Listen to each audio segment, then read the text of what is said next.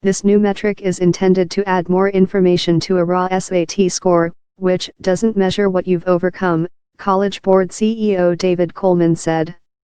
The scores are generalized to all students from a certain area, available only to colleges, and do not directly consider race. Why there's debate, the methods colleges use to decide admissions has been a long-standing source of heated debate.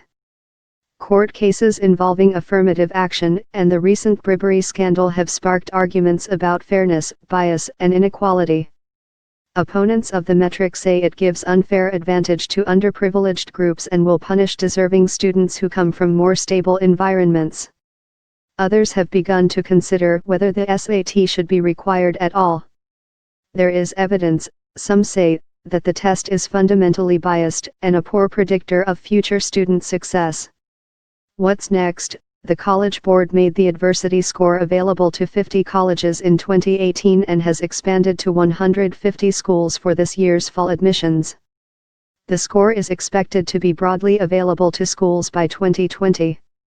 Meanwhile, a growing number of colleges are choosing to make the SAT optional. The cheating methods revealed in the recent admissions scandal may compel even more universities to follow suit. Measurements that specifically avoid race may soon become the new standard for admissions decisions. A lawsuit brought by Asian students against Harvard University that could lead to the end of racially based admissions considerations is currently making its way through the courts. The College Board is misleading the public about the purpose of the adversity score. Proponents should acknowledge that their chief interest is not merit, but social justice. Diversity is so important to our schools and to broader society that lowering standards is a worthy price to pay, they should declare.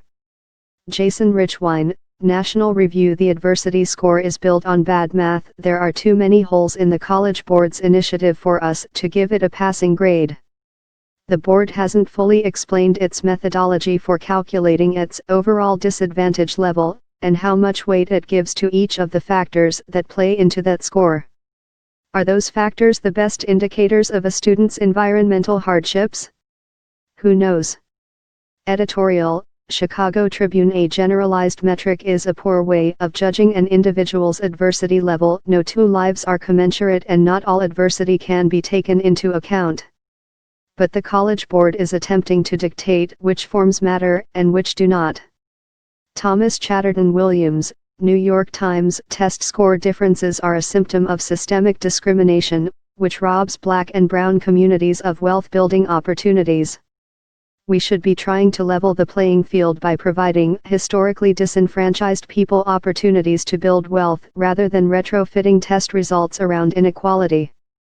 Andre M. Perry, Brookings Institution. Revising the test is a better solution. If the test is supposed to be a level playing field, and it actually isn't, then why not rewrite the test instead of creating a new measure to travel with it? Peter Green, Forbes. Absent from the College Board's calculations of adversity are the ones that are at the seething center of the affirmative action wars, race and ethnicity. Jeff Yang, CNN. Fairness means judging students on their scores alone. This is a pure inversion of the intent. The SAT. From the first day, the whole point of the test was that your background didn't matter. It was devised to create as level a playing field as possible. Tucker Carlson, Fox News. Numbers come up short in defining adversity. Read more. 360s.